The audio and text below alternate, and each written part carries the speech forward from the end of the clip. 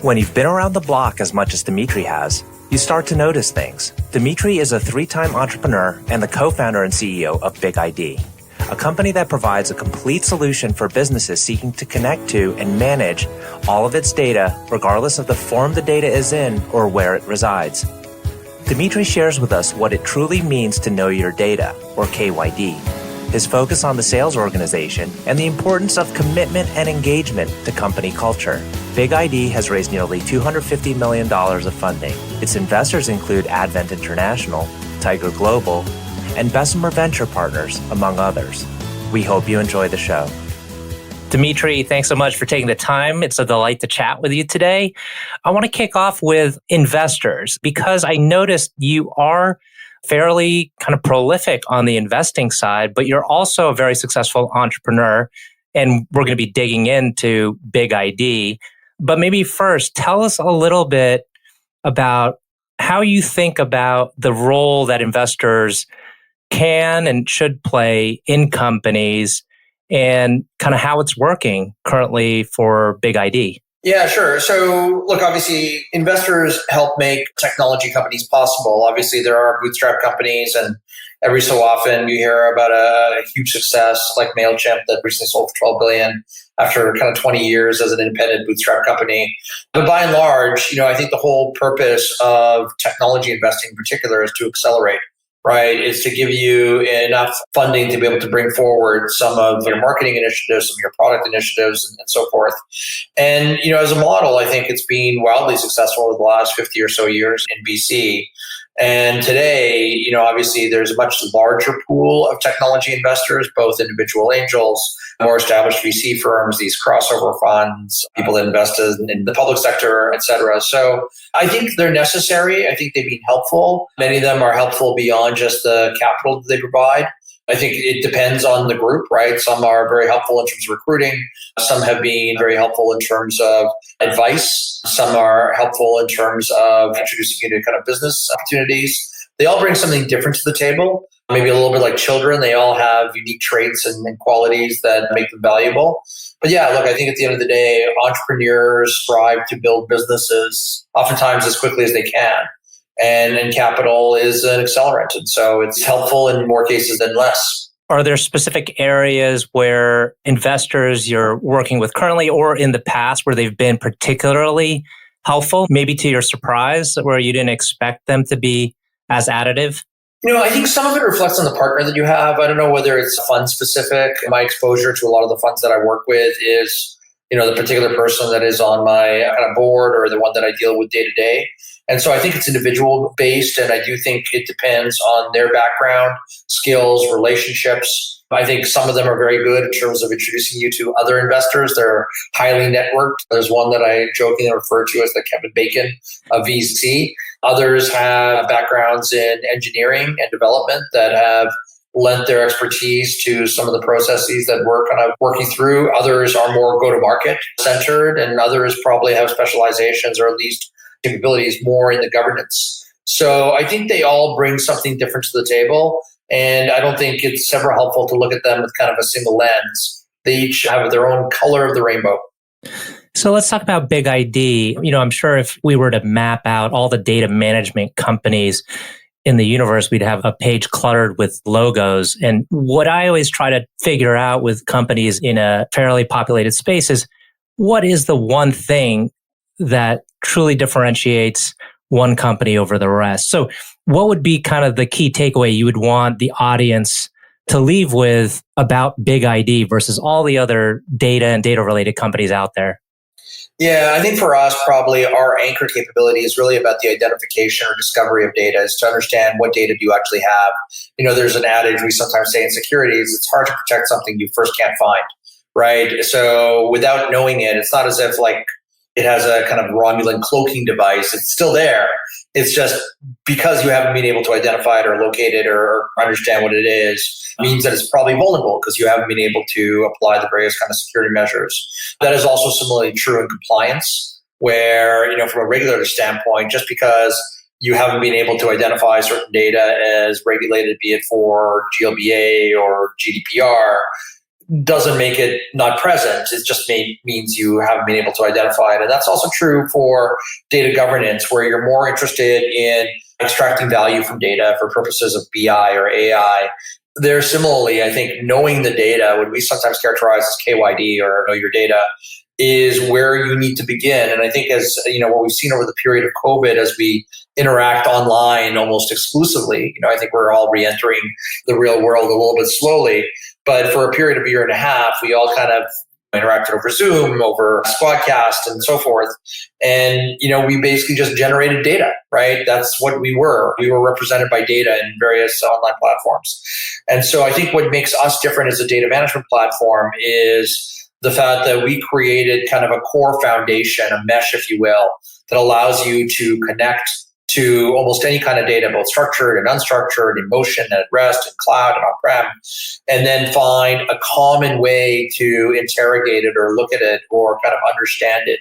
Before BigID, I think the way you did data management is you kind of built these vertical stovepipes, right? You basically had a quality company, you had an MDM company, and you had a data governance company, and each one basically had their own kind of connectivity, their own kind of capability in terms of looking at the data, and their own kind of set of functions to provide some kind of end use for the data.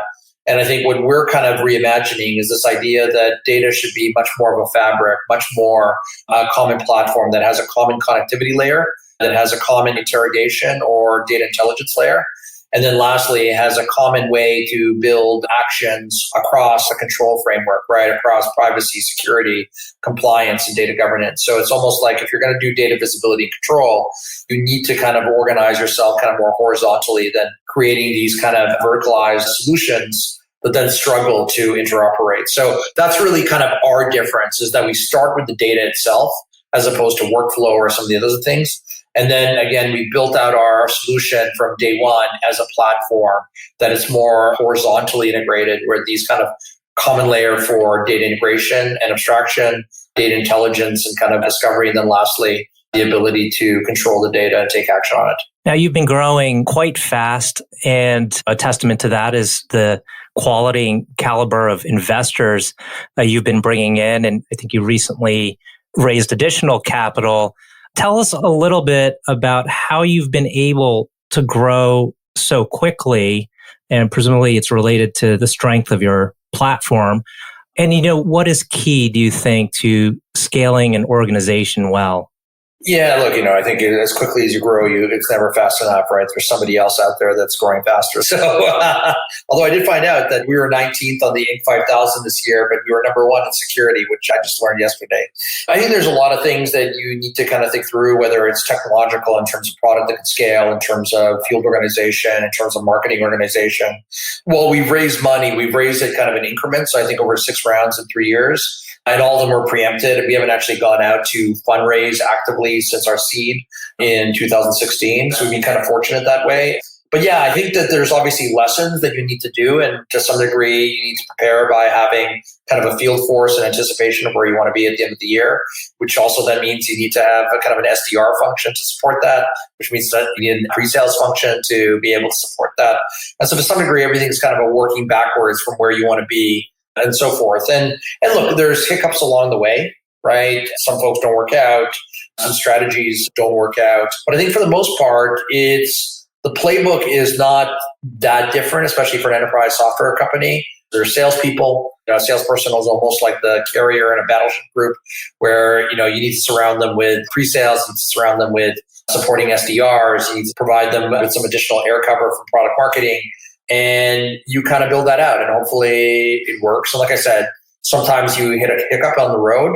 Maybe some individuals don't work. Maybe a strategy that you're trying to build out with a particular partner didn't bear fruit. But I think with any startup, you just need to kind of persevere, keep going. And if one path doesn't work, according to the scientific method, you trial something else. Mm-hmm. Well, what's currently your biggest challenge, or what area do you think is the most difficult to scale? So I think one of the things, and I've heard this from other founders as well, is around enablement for sales. I think people always do enablement last because it just seems much more like a cost center, but I think it becomes important, especially with a platform that crosses what historically were separate silos in terms of compliance and security and governance, and then kind of data discovery and understanding. So that's one area that we had some investment, but not near enough in terms of equipping the field with the right knowledge. And so that's something that we're doing.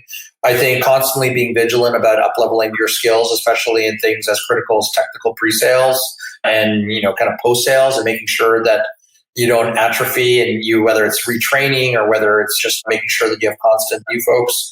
We try and leverage the channel, both in terms of generating pipeline as well as providing a stronger fit. So I think that's also an area where, it's important to build out relationships across, in our particular case, GSIs, ISVs, and VARs, kind of the three-letter acronyms. And, I think the other thing for us, having kind of started with a more traditional top-down model, is building out a muscle around bottom-up, right? Finding some new motions that allow us to penetrate accounts and land much more easily. And so for us, this is an area of current investment where we're trying to build this kind of pay-per-use modeling without impacting the business we've already built. But we're doing that a lot earlier in our history. Like, we've been in market for about 3 years now selling. And so that's a big push for us. And for us, it's not just creating kind of a SaaS-like experience that still requires a lot of services in the background.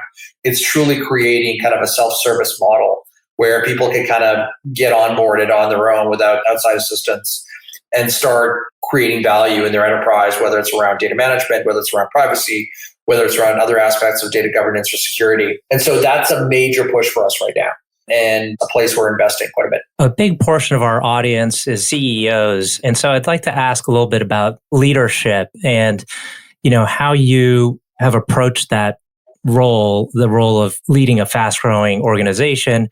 What do you think has been kind of critical to your ability to lead? And sometimes I like to throw in the concept of mindset. And it's something that, I think a lot of CEOs will try to get into the right mindset. And typically they'll have coaches or other people that they kind of speak to. But tell us a little bit how you think about your role and kind of leading a big organization. Yeah, well, big is in the eye of the beholder, I guess. But it's a funny thing. Technology is unusual in that it's littered with people that would not necessarily be historically considered leaders, right? People that weren't necessarily captains of the football team, people that went into more kind of solitary pursuits in academia, people that were dropouts from college, maybe antisocial in some cases. It has kind of a universe of people that, again, there's no kind of typecast, right? That captain of the athletic team. And I do think because of that, what I've seen in terms of the qualities that I want to kind of emulate and certainly project is leadership and technology is really about providing not only authenticity, but authority, right? And some of that is kind of that lead by example, right? So you do get a lot of companies in technology that are led by the people that are most authoritative, whether it's around coding or whether it's around, they are the real deal and they earn the respect of their team. In our particular case, I think it's a willingness to be on the front lines, right? Whether it's pursuit of a customer, I still believe I am probably the best presenter in the company.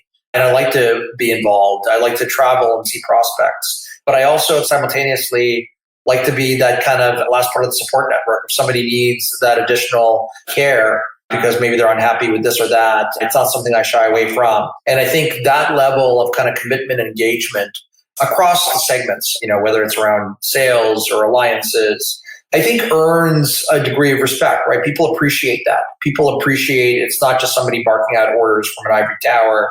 It's somebody that's willing to get kind of in the trenches and kind of work with the team and work through problems. So that's one element. The other element, I think, this is a people business. At the end of the day, even though we deal with technology and software, teams are not technology and software. They're people, right? People interacting with people. And I do think that being personable and creating a kind of a social environment is important. I like to believe that I'm kind of witty, or, maybe mostly with dad jokes these days. But I think being approachable and accessible in the company, coming across, as they would say in Yiddish, kind of a mensch, I think is important. And I think people appreciate it. I do think that there's been too many times with too many leaders in technology in particular, where you get these kind of prickly personalities that are kind of defined in some regard and kind of antisocial in others. And I do think that one quality that is overlooked is being kind, generous, and thoughtful around your team engenders that kind of behavior from them towards you as well, and towards one another. So speaking of culture, is your company remote, hybrid, or all in person? Well, I just moved to Miami, so it's kind of remote now. So, yeah, we started off a little bit unusual in the sense that I was in New York and my co-founder was in Tel Aviv. And believe it or not, we worked together a little bit, but mostly remote prior to that because he had lived in Boston. And so from the get-go, we sort of adjusted to this kind of remote working culture, right? A lot of our early team was in Tel Aviv. I was in New York. And even as we grew, our first sales hire was in California. And so we grew with this kind of remote first culture. I would say in Tel Aviv, we definitely have kind of an in-person culture. The developers like to be in the same room and work together. I think elsewhere, we kind of have offices in various locations like New York City, like Austin, but we use them more to kind of gather the teams. So people are kind of free to come and go as they please. And what we've seen as things reopen post-COVID, in fact, I was just in New York this week and I was in New York last week and I'm in London with our team next week. And then I'm in Seattle the week following with our team there, is that, we either organize certain kind of teams like customer success or services or whatever. They go to where they want to go and they could go. I think success is having their next meeting in Miami. Marketing met up this week. They met in New York. So we're fairly flexible and accommodating. I don't think we never really were kind of an office first culture. And I think now that we've gone through kind of 15 months, 16 months of COVID, I think people are readjusted. Some people have moved away like I have, and others have moved to other parts of Pennsylvania, North Carolina, and Phoenix. And we're fine with that. I think there's enough tooling, whether it's Zoom or WebEx or good old phone calls, that people can do what they need to do. So long as, again, there's opportunities for them to meet either geographically or based on their team and role. Mm-hmm. And what's the vision for the company higher level? I mean, is it that BigID will continue to kind of permeate throughout kind of the business world and be that kind of go-to source for data management? Where do you think the company is going to be 3-5 years out, even further out? Yeah, so look, we think we have an opportunity to kind of redefine the realm of data management in a similar way that Amazon kind of rethought how people delivered cloud infrastructure in a more kind of consumable, modular way. So if you think about kind of historical data management, you'd have portfolio products accumulated through acquisition and kind of organic development where each product basically had its own kind of team completely disjointed from any other team. And so you had some of the parts. And I think what we're doing is trying to create, as I mentioned earlier, this kind of horizontally integrated solution where you have kind of a common mesh for connecting to the data sources where you abstract the differences between Kafka and Snowflake and AWS and Salesforce on the one hand. And then you create kind of a common data intelligence layer. So the kind of insights you need for data for security is different from privacy, which is different from data governance. But how do you create a way that provides the lens and insight that each team needs, but in a common kind of data intelligence layer? And then lastly, how do you create a more modular Lego-like experience so that instead of rebuilding all the connectivity, rebuilding all that kind of intelligence or discovery, you basically have something that can kind of snap in, either built by us or built by third parties, including potentially competitors, right? Apple and Microsoft collaborate on the iPhone. And so we've tried to create kind of a framework that takes a novel approach to data management. Now, we're still in the early innings, right? I think we started off 3 years ago selling really a data discovery for privacy solution. We kind of expanded more recently, the last kind of year and a half, to data security. We've been fortunate to be able to raise a little bit of money. And so we've taken those funds and built out an investment in building up this platform. And really, we're just kind of getting going. In fact, we'll be kind of rebranding a little bit, still BigID, but with some new messaging towards the end of the year. We brought on a whole new bunch of people, and there'll be some additional hires we'll be announcing shortly to really kind of frame this kind of data management reimagined story. We believe data is probably the most critical asset, be it from a compliance, security, or kind of value standpoint. Data is not going to be in one place. It will be in many places. It'll be in Salesforce. It'll be in Slack. It'll be in Snowflake. It'll be in Redshift. It'll be, probably still in mainframe 30 years from now. And so providing kind of a more holistic way to understand what you have and then be able to take action on it, whether it's whatever kind of control you care about, privacy, security, or governance, I think will be a big problem. I think that's the one we're going to try and tackle. Okay, as I eye the clock, I think we're coming up on time, but I'd like to ask one last question before we go. And that is, can you tell us who you think is a great leader? It doesn't have to necessarily be in business. It can be in business, but Who do you think is a leader that has, a lot of the characteristics that you think make for a good leader and one to emulate? Look, this is probably maybe too trite, and I don't want to kind of play my politics. I'm actually Canadian, not American.